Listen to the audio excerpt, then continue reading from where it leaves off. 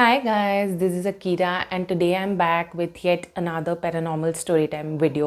लेकिन उससे पहले I am गुस्सा you guys because you guys are not subscribing and I don't know why. If you're watching my videos, if you're getting entertained, it is fair for you to subscribe. So I don't know what am I doing wrong कि आप लोग subscribe नहीं कर रहे हो. Trust me, I am working really hard. Like I'm juggling my job, this, my family, and I do household chores too. Like I'm doing too much, okay?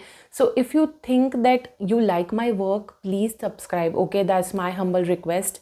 And for all of those who have already subscribed, thank you so much guys. God bless you. Also guys, you can see I have changed my angle a little bit, like I've changed the setup a little bit because मुझे ऐसा लगा कि आप लोग bore हो रहे होगे या I don't know, शायद मैं भी बोर हो गई थी. बट मेरे साथ प्रॉब्लम ये है that my house is like not pretty, not aesthetic enough. I feel it is a very lower middle class home. सो मैं कोशिश करती हूँ कि मैं जितना ज़रूरी हो उतना ही दिखाऊँ. आई एम सॉरी, मतलब मुझे अजीब लग रहा है ये कन्फेस करने में, बट दैट्स द ट्रूथ.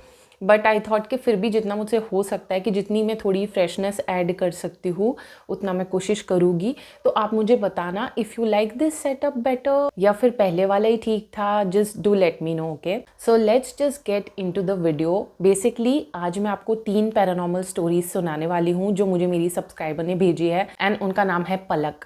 तो उन्होंने मुझे 3 ऐसे हॉरर किस्से भेजे हैं जो उनके और उनके रिलेटिव्स के साथ हुए हैं and they were really really interesting. So I thought I will share all of those with you guys. So सबसे पहले हम चलते हैं पहली स्टोरी की तरफ. और पहली स्टोरी जो है ना वो पलक का खुद का पैरानॉर्मल एक्सपीरियंस है. सो बेसिकली पलक के साथ क्या हुआ था ना कि 2018 के जनवरी में वो दिल्ली शिफ्ट हुई थी क्योंकि उसे वहाँ से कॉलेज करना था. सो कॉलेज के सिलसिले में वो दिल्ली शिफ्ट हो गई थी और वहाँ पे ना वो एक पीजी में रहती थी जो कि पालम में था. सो पलक का यही रूटीन था. कॉलेज से वो मेट्रो लेके पालम जाती थी अपने पीजी. और पलक की एक बहुत प्यारी फ्रेंड बन गई थी वहाँ पे कॉलेज में. लेट्स कॉल हर वेदिका. तो एक बार क्या हुआ कि जब पलक कॉलेज गई ना तो उसने देखा कि आज वेदिका कॉलेज नहीं आई है एंड शी वॉज क्यूरियस कि ऐसा क्या हो गया कि ये आई नहीं और इसने बताया भी नहीं मुझे कि ये क्यों नहीं आई. So she called Vedika up and Vedika told her कि उसकी तबीयत बहुत ज़्यादा ख़राब है जिस वजह से वो कॉलेज नहीं आई. सो पलक को उसके लिए बहुत ज़्यादा बुरा लगा क्योंकि वेदिका भी अकेली रहती थी अपनी फैमिली से दूर. वो भी पीजी में रहती थी. तो बुरा लगा पलक को उसके लिए एंड शी थॉट कि आज जब मेरी कॉलेज से छुट्टी होगी ना तो पहले मैं वेदिका के वहाँ पे जाऊँगी, उसके हालचाल पूछूंगी वो ठीक है या नहीं, उसे किसी चीज़ की ज़रूरत हो तो मैं ला दूँगी उसको एंड देन मैं अपने घर जाऊँगी उसका हालचाल जानने के बाद. सो उस दिन जैसे ही 5:30 बजे शाम को छुट्टी हुई ना पलक की, वो निकली अपने कॉलेज से और वो सेक्टर 9 के मेट्रो स्टेशन पे उतरी क्योंकि उसको वेदिका के यहाँ जाना था. सो बेसिकली जो मेट्रो स्टेशन था वहाँ से 20 मिनट की दूरी पे वेदिका का जो था वो पीजी था. सो वेदिका उतरी मेट्रो स्टेशन पे और वेदिका को ना एक चीज़ नहीं पता थी कि वही जो मेट्रो स्टेशन था ना उसके बाहर, थोड़ी सी ही बाहर, एक पीपल का पेड़ हुआ करता था जिसको सारे दिल्ली वाले हॉन्टेड मानते थे. लेकिन पलक ऑफ कोर्स वहाँ पे न्यू थी, उसने वो बहुत ज़्यादा किस्से नहीं सुने थे, उसको इस बारे में बिल्कुल भी पता नहीं था. अब हुआ क्या कि पलक जैसे ही अपनी मेट्रो से उतरी ना उसको उसकी मम्मी का कॉल आ गया. तो वो बात करते करते बाहर निकल गई स्टेशन के और उसको पता ही नहीं चला कि कब वो उसी पीपल के पेड़ के नीचे जाके खड़ी हो गई जिसको लोग हॉन्टेड मानते थे. अब उसका बिल्कुल ध्यान नहीं था, वो बिल्कुल बातों में मशगूल थी और अपनी मम्मी से बातें किए जा रही थी उसी पेड़ के नीचे खड़े रह के. अब ये सब होते होते एक प्रॉब्लम और थी कि पलक के उस टाइम पे पीरियड्स चल रहे थे और पलक की मम्मी हमेशा उससे बोला करती थी कि बेटा जब भी आप अपने पीरियड्स पे हो तो नेचर से थोड़ा दूर रहा करो, चाहे वो पीपल का पेड़ हो, बरगद का पेड़ हो, चाहे वो कोई नदी हो, इन सब चीज़ों से हमेशा दूर रहा करो जब अपने पीरियड्स पे हो. और अगर आपको ऐसी किसी चीज़ के करीब जाना भी हो ना तो आप अपने पास लोहे की कोई चीज़ रखो या कोई छोटा चाकू रखो, कुछ तो ऐसा रखना चाहिए. बट क्या होता है कि लाइक एवरी अदर यंगस्टर पलक भी इन सब चीज़ों पे ध्यान नहीं देती थी. उल्टा उसने उस पेड़ के नीचे खड़े रह के बात करने की गलती बहुत ज़्यादा बड़ी ऑलरेडी कर ली थी, specially when she was on her period. अब हुआ क्या कि जैसे उसकी मम्मी से उसकी बात ख़त्म हुई ना, उसने कॉल जैसे ही काटा उसको सडनली बॉडी में एक इतना खतरनाक क्रैम्प आया कि वो दर्द से पूरी झुक गई और ऐसा लगने लगा उसको जैसे उसकी पूरी बॉडी तप रही हो. और उसको भी समझ नहीं आया कि ये एकदम से क्या हुआ, बिकॉज आई वॉज फाइन अभी थोड़ी देर पहले और सडनली ये एकदम से क्या हुआ। अब जैसे ही पलक के साथ ये चीज़ हुई ना, उसको इतना ज़्यादा क्रैम्प वगैरह आने लगे, वो बहुत ज़्यादा वीक फील कर रही थी। तो उसने सोचा कि यार यहाँ से वेदिका का जो पीजी है वो 20 मिनट दूर है और ऐसी हालत में मैं चल तो नहीं सकती। सो उसने सोचा कि एक काम करती हूँ, मैं ऑटो कर लेती हूँ। और 3-4 मिनट के अंदर उसको एक अच्छा ऑटो वाला मिल भी गया। तो वो ऑटो लेके वेदिका के घर पे चली गई। और जैसे वो वेदिका के यहाँ पहुंची ना, उसका सारा पेन या जो भी उसको वो जो वियर्ड फीलिंग आ रही थी ना अपनी बॉडी में, वो सारी वैनिश हो गई। और उसको एक पल के लिए वो चीज़ अजीब सी लगी, बट फिर उसने उस चीज़ पे ज़्यादा ध्यान नहीं दिया, because she was already feeling better, right. So उसने वो सब चीज़ें इग्नोर कर दी और वो वेदिका से बातें बातें करने में लग गई and she felt really good. अब क्या हुआ कि वेदिका से बातें करते करते ना आई थिंक 3-4 घंटे जो है बीत चुके थे और पलक को बिल्कुल पता नहीं चला कि कब 9:45-10 बज गई। एंड शी वॉज लाइक क्या बहुत ज़्यादा लेट हो गया है, तो मैं एक काम करती हूँ, मैं अपने पीजी चली जाती हूँ। एंड सडनली वेदिका ने उसे रोका और सडनली वेदिका एक फर्म से टोन में ना पलक को बोलने लगी कि रुक जा यार, तुझे नहीं जाना चाहिए, बाहर सेफ नहीं है। तो पलक को बहुत ज़्यादा अजीब लगा कि ये ऐसे क्यों बोल रही है। तो पलक ने उसको बोला भी कि ऐसा क्या हो गया यार, मुझे जाने दे। तो वेदिका कहती कि नहीं, अभी ऐसे नहीं जाना है। और वो इतने फर्म टोन में बोल रही थी ना, उसकी आंखों में एक अलग ही बात थी। सो पलक लिसन टू हर। और देखते ही देखते क्या किया वेदिका ने कि वो अपने पीजी में ना एक मंदिर रखा करती थी। तो सडनली वो उस मंदिर के पास गई और वहाँ से ना एक काला थ्रेड, एक कलावा लेके आई और उसने ना वो पहना दिया पलक को। और उसने बोला कि ये जो कलावा मैं तेरे हाथ पे बांध रही हूँ ना, इसको 21 दिन तक मत उतारना किसी भी हालत में। सो पलक वॉज लाइक कि ठीक है, मेरे भले के लिए बोल रही होगी, जो भी होगा ठीक है। उसने कलावा बंधवा लिया। और जब पलक वेदिका के यहाँ से निकली ना, तो वेदिका ने भी उसको बोला था कि यार इस टाइम पे ना ऑटो कैब कुछ भी मिलना बहुत ज़्यादा मुश्किल है, तो तू देख ले, अगर तुझे यहाँ रुकना हो तो यहाँ रुक जा। बट पलक वॉज लाइक कि नहीं नहीं, मैं तो जा रही हूँ। तो वो निकल गई 10 बजे वेदिका के घर से। और जैसे ही वो बाहर निकली ना, रोड पे पूरा सन्नाटा था, जैसा कि वेदिका ने कहा था। मतलब ना कोई कैब ना कोई ऑटो, कुछ भी वहाँ पे नहीं मिला उसको। तो पलक वॉज लाइक कि मैं वॉक करके ही चली जाती हूँ, वैसे भी 20 मिनट का रास्ता है। तो वो चले जा रही थी और रोड बहुत ही सुनसान था, हवा ठंडी थी और जो एनर्जी उसको फील हो रही थी ना, वो बहुत ज़्यादा हैवी थी, बहुत ज़्यादा नेगेटिव थी। और उसको डर भी लग रहा था, बट स्टेशन तक तो पहुंचना था। तो वो बस जल्दी जल्दी तेज़ तेज़ चले जा रही थी, लेकिन डर भी रही थी। तो चलते चलते जल्दी से स्टेशन आ गया और वो पीपल का पेड़ भी। अब क्या हुआ कि पलक जैसे ही उस पेड़ के करीब पहुंची ना, उसे एक बहुत गंदी जलने की स्मेल आई। जैसे किसी का फ्लैश, किसी की स्किन जल रही हो ना, वैसी सी स्मेल आई। और उसके बाद से ना पलक को ऐसा लगने लगा जैसे उसके पीछे कोई तो चल रहा है। अब वो डर रही थी, लेकिन उसने पीछे मुड़ के नहीं देखा। इनफैक्ट उसने अपनी स्पीड बढ़ा दी। तो उसको ऐसा लगने लगा कि पीछे वो जो भी चल रहा था ना, जो भी एंटिटी उसके पीछे चल रही थी, उसने भी अपनी पेस बढ़ा दी। सो एट दिस पॉइंट पलक को बहुत ज़्यादा डर लगा। सो वो हनुमान चालीसा पढ़ने लगी और जल्दी जल्दी मेट्रो स्टेशन के अंदर जाके घुस गई।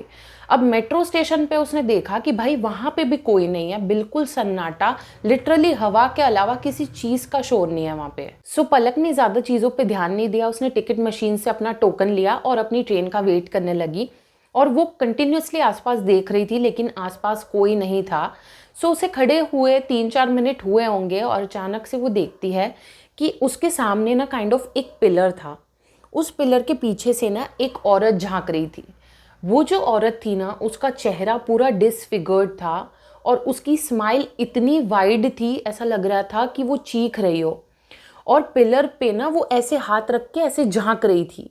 सो उसका हाथ भी देखा पलक ने, और उसका जो हाथ था ना वो इतना अजीब था। मतलब उसकी उंगलियां ना बहुत ज़्यादा लंबी और टेढ़ी थी और हड्डियां बाहर आ रही थी उससे। सो उस औरत का चेहरा भी बहुत डरावना था, उसका हाथ भी बहुत डरावना था।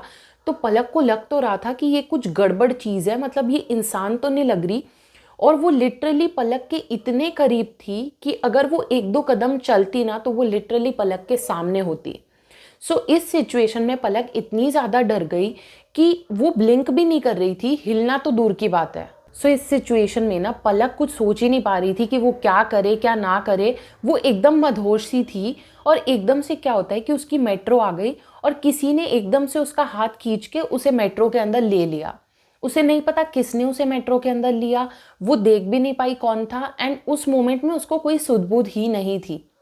बट वो अपने पीजी उसके बाद में सेफली पहुंच गई, और वो जो कलावा वेदिका ने उसके हाथ पे बांधा था ना, वो सच में भी उसने 21 दिन तक नहीं उतारा, बिकॉज शी एक्चुअली फेल्ट कि क्योंकि वो कलावा उसके हाथ में था, दैट्स वाई वो एंटिटी उसके करीब नहीं आ पाई, क्योंकि वो दूर से तो देख ही रही थी उसको झांक के, तो वो करीब भी आ सकती थी, लेकिन द कलावा एक्चुअली प्रोटेक्टेड हर। सो इस तरीके से पलक बच गई, लेकिन उसके बाद उसे बहुत टेरेबल फीवर हुआ, वो बहुत ज़्यादा हेल्थ वाइज ना डाउन चली गई। उसने अपने पेरेंट्स को भी सारी चीज़ें बताई, और उसके पेरेंट्स ने क्या किया कि एक रुद्राक्ष को अभिमंत्रित करवा के उसके गले में पहनवाया, and then she got a lot better, और वो परफेक्ट हो गई। बट शी सेज कि ये सब चीज़ों को लाइटली नहीं लेना चाहिए, नेचर को लाइटली नहीं लेना चाहिए, और जो दूसरा वर्ल्ड है उसकी जो एंटिटीज़ है उनको भी लाइटली नहीं लेना चाहिए। If you can protect yourself, please by all means do that. So guys, this was the first story. Now let's get into the second story. तो जो सेकेंड स्टोरी है ना, वो पलक की मासी के बारे में है। तो जो पलक की मासी है उनका नाम हम रख देते हैं रश्मि। सो बेसिकली पलक की जो मम्मी है ना, उनके 3 सिबलिंग्स हैं, 2 बहनें हैं और 1 भाई है, और उनमें से एक है रश्मि। अब रश्मि की जो लाइफ थी वो नॉर्मल चल रही थी, until one day everything changed. So एक दिन क्या हुआ कि रश्मि का पीरियड्स का पहला दिन था, और उन्होंने ना अपने बाल वाल धोए और छत पे गई सुखाने के लिए। तो इस टाइम पे करीब दोपहर के 12 बज रहे होंगे, और जब वो छत पे गई उसके बाल जो थे वो गीले थे और लंबे थे। तो आपने सुना ही होगा कि गीले लंबे बालों से कौन अट्रैक्ट होता है? Negative entities. सो जैसे ही वो वहाँ पे बाल सुखा रही थी ना, उसको कुछ अजीब सा, कुछ नेगेटिव, कुछ क्रीपी सा फील होने लगा। और जब वो छत से नीचे आई, वो कम्प्लीटली चेंज्ड थी। उसका फेस डल लग रहा था, उसकी एनर्जी लो लग रही थी, और उसके शोल्डर्स ऐसे झुके हुए थे जैसे उसके शोल्डर्स पे किसी ने बहुत ज़्यादा भार रख दिया हो। तो जैसे वो नीचे आई, उसकी फैमिली ने देखा कि ये बदल गई लड़की, इसको क्या हो गया है? वो कुछ बोल रही ना कुछ कर रही, एकदम चुप। और ये लोग ना जॉइंट फैमिली में रहते थे, मतलब लिटरली 15 प्लस लोग रहते थे उनके घर में, क्योंकि पलक के जो नाना जी थे, नाना जी के भाई, उनकी वाइफ्स, उनके बच्चे, सब एक साथ रहते थे, तो जॉइंट फैमिली थी। तो सब ऑब्जर्व कर रहे थे कि Rashmi is acting a bit strange because she is just not uttering even a single word. उसके बाद रश्मि ने क्या किया कि वो गई, उतर के आई, और ना दीवार में जो कॉर्नर होता है ना, उसमें बैठ गई दीवार की तरफ फेस करके। ये भी सबको बहुत अजीब लगा, बट लोगों ने माइंड नहीं करा। उनको लगा क्या पता क्या शैतानी कर रही होगी, क्या हुआ इसको एकदम से ऐसे कोने में जाके बैठ गई है। तो किसी ने उससे कुछ बोला नहीं, और वो ऐसे ही बैठी रही 1-2 घंटे तक और कुछ भी नहीं बोली। फिर सडनली वो कहती है ज़ोर से, भूख लगी है, भूख लगी है। She kept repeating that word. तो जो पलक की नानी थी ना, वो कहती कि यार खाना बन रहा है, इतनी कितनी भूख लगी है तुझे? But she kept repeating that one line, भूख लगी है, भूख लगी है, and she was saying it very aggressively. अब हुआ क्या कि उस दिन मटन बनने वाला था हांडी में, सो नॉनवेज बनने वाला था, और वो बन रहा था। तो उसकी जो नानी थी ना, वो गरम गरम नॉनवेज जैसे ही बना, आके वो जो खाने का एरिया था ना, वहाँ पे आके उन्होंने रखा। और था ऐसा कि मतलब जैसे ही खाना बन जाता था ना, उनके वहाँ पे ऐसा था कि सब आएंगे और नीचे बैठ के खाएंगे। तो सारा खाना लाया जा रहा था किचन से वहाँ पे कि भाई हम सारा कुछ सजा देते हैं, फिर सब सर्व करके अपना अपना खा लेंगे। तो पलक की नानी आई किचन से, और उन्होंने वो मटन की हांडी वहाँ पे रखी, और उन्होंने रश्मि को बोला भी कि तुझे भूख लगी है ना, देख ये मटन बन चुका है, मैं 2 सेकंड किचन से चावल लेके आती हूँ, फिर हम सब बैठ के मिलके खाएंगे। तो जैसे ही पलक की नानी किचन में गई और वो चावल लेके वापस आई, उन्होंने क्या देखा कि रश्मि उस हांडी से मटन खा रही है अपने हाथ से, और वो ऐसे जानवरों जैसे मटन खा रही थी जैसे सालों की भूखी हो।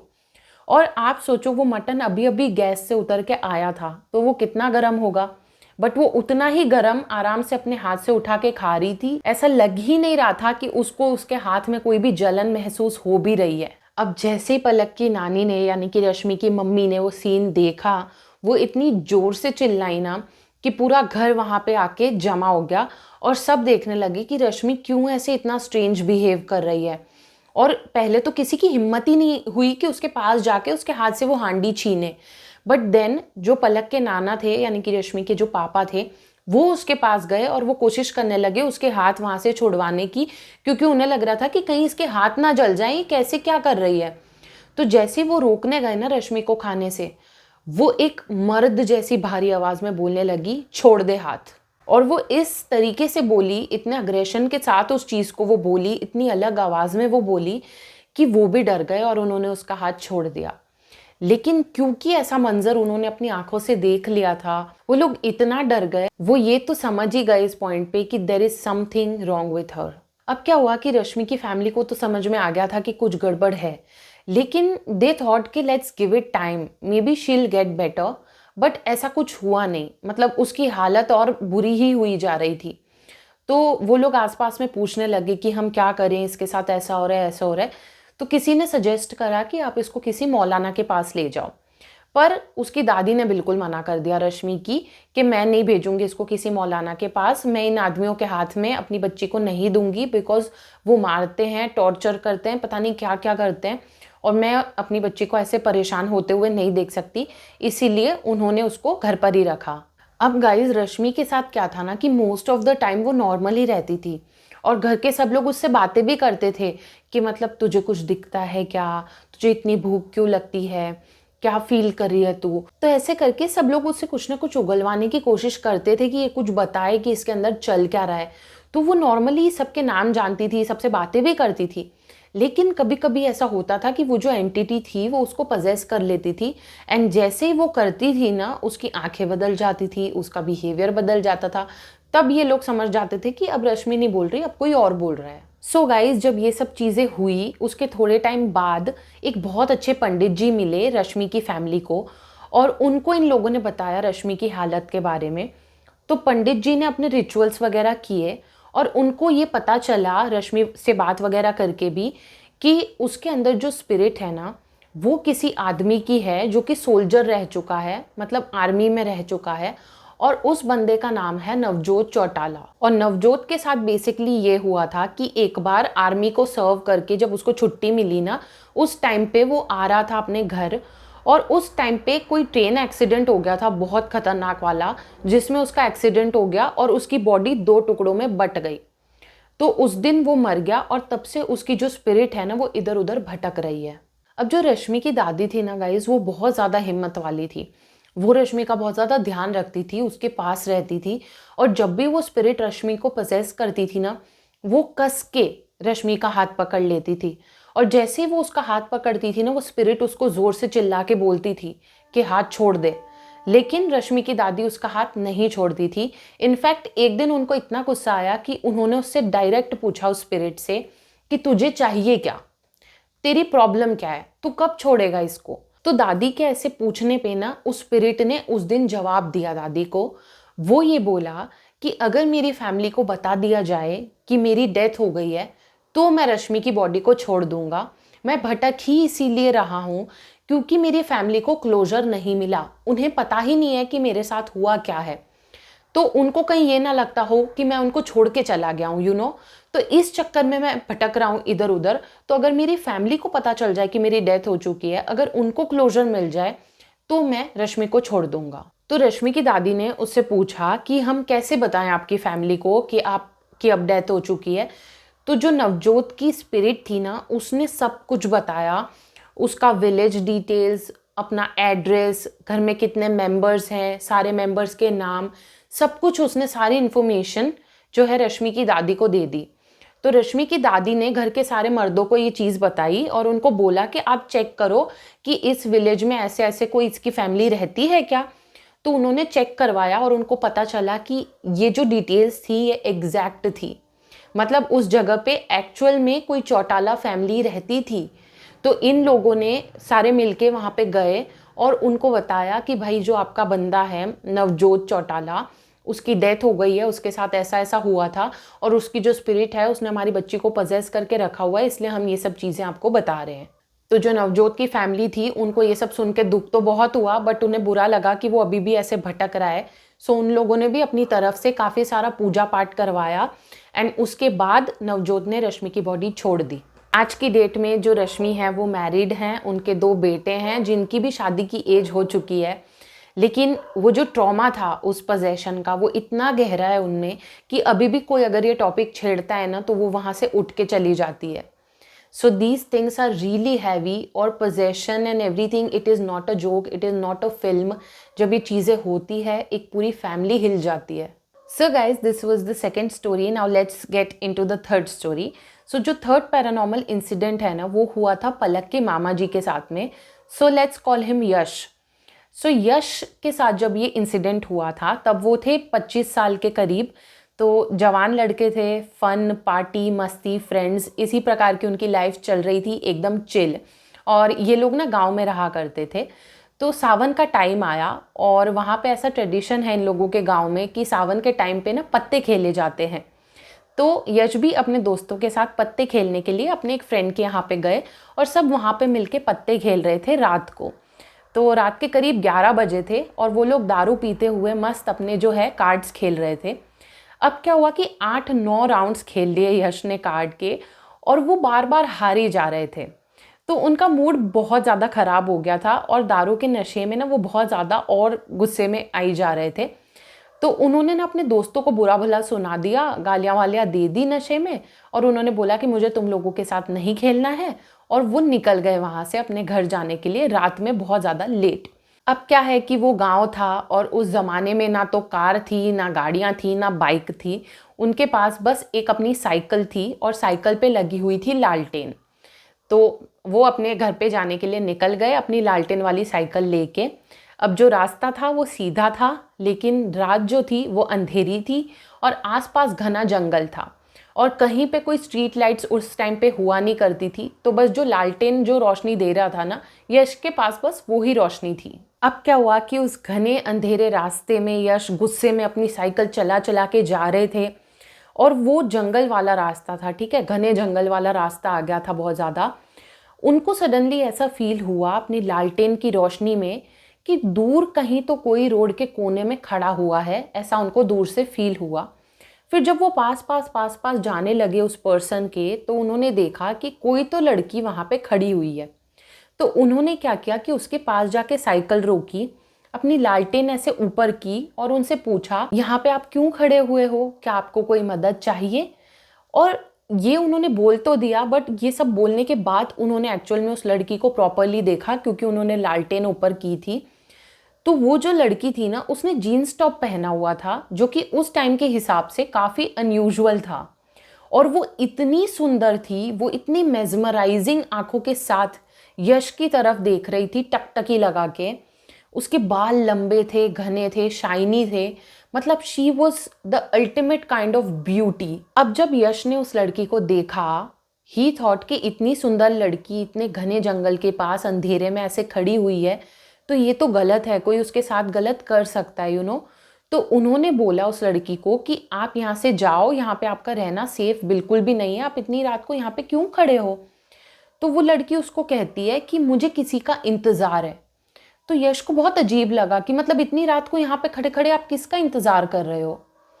तो वो थोड़ी देर तक तो कुछ नहीं बोली, फिर कहती कि मैं ना चल नहीं सकती। तो यश ने कहा कि ऐसा क्या हो गया आप जो चल नहीं सकते हो? तो वो कुछ नहीं बोली, मतलब वो बस उसकी आंखों में देखती रही, जैसे उसको हिप्नोटाइज करने की कोशिश कर रही हो। अब उसके बाद ना वो लड़की ऐसे बोलने लगी यश को कि मेरे पैर, मेरे पैर, वो बार बार ऐसे बोल रही थी। तो यश बहुत ज़्यादा कंफ्यूज हो गया कि क्या प्रॉब्लम है इसके पैर में। तो उन्होंने क्या किया कि अपना जो लालटेन था ना वो लिया और उसके पैर की तरफ उसको रख के देखा कि एक्चुअली प्रॉब्लम क्या है इसके पैर में। तो जैसे यश ने पैर देखे ना उस औरत के, उनके होश उड़ गए, क्योंकि उसके जो पैर थे ना वो उल्टे थे, और वो इतने काले, अजीब और अगली और पतले से थे जैसे किसी हॉरर मूवी का क्रीचर हो। अब जैसे ही यश ने उसके पैर देखे ना, उन्होंने वापस से उसकी शक्ल भी नहीं देखी, उन्होंने बस अपनी साइकिल को घुमाया, भगाया और पेडल करते करते सीधा अपने उस दोस्त के यहाँ पे वापस गए जहाँ वो पहले पत्ते खेल रहे थे। और क्या हुआ कि एड्रेनलिन में उन्होंने बहुत तेज़ साइकिल चलाई और वो पहुँच तो गए अपने फ्रेंड के यहाँ, लेकिन वो इतने ज़्यादा एड्रेनलिन रश में थे कि जैसे ही वो दोस्त के वहाँ पहुँचे ना वो बेहोश हो गए और उन्होंने अपनी पैंट में सूसू कर दी लिटरली। वो जो भी दोस्त था ना उसने इन्फॉर्म किया होगा इनकी फैमिली को, और उनके फैमिली मेम्बर्स आके उनको अपने घर लेके गए और उन्होंने पूछा इससे कि यश हुआ क्या था एक्चुअली तेरे साथ में। तो यश ने पूरी ये कहानी बताई। तो सब मान ही नहीं रहे उसकी बात, मतलब कह रहे कि तूने शराब पी थी तो तू हेल्यूसिनेट कर रहा होगा, मतलब ना मजाक का विषय बना दिया उन लोगों ने यश के इस पैरानॉर्मल इंसिडेंट को। बट यश बहुत ज़्यादा सीरियस थे और वो बोल भी रहे थे कि जब मैं भगा भी रहा था ना मेरी साइकिल, जब उससे दूर भाग रहा था मैं, मुझे पीछे से लिटरली आवाज़ भी आ रही थी बार बार कि यश रुको, यश रुको, लेकिन मैं नहीं रुका एंड इसीलिए मैं बच गया कहीं ना कहीं। बट घर वाले नहीं समझ रहे थे, वो कहीं ना कहीं अनसीरियस थे इस पूरे इंसिडेंट को लेकर। लेकिन आज भी जब वो इंसिडेंट की बात की जाती है ना, यश यही कहते हैं कि मुझे अभी भी उस औरत की आंखें, उसका पैर, उसका सब कुछ, वो पूरा इंसिडेंट्स बहुत अच्छे से याद है। और कोई कुछ भी बोले कि मैं झूठ बोल रहा हूँ या मैं हेलुसिनेट कर रहा था या कुछ भी, बट मुझे पता है कि जो मैंने देखा that was 100% real. So guys these were the 3 stories. मुझे तो ये बहुत ज़्यादा इंटरेस्टिंग लगी थी। आप मुझे बताना आपको कैसी लगी, डेफिनेटली, बिकॉज मुझे बहुत अच्छा लगता है जब आप मुझे कमेंट्स में बताते हो कि आपको क्या अच्छा लगा क्या नहीं लगा। सो मुझे ज़रूर से बताना। And yeah that's it for today. I will meet you in my next video. Until then bye, I love you.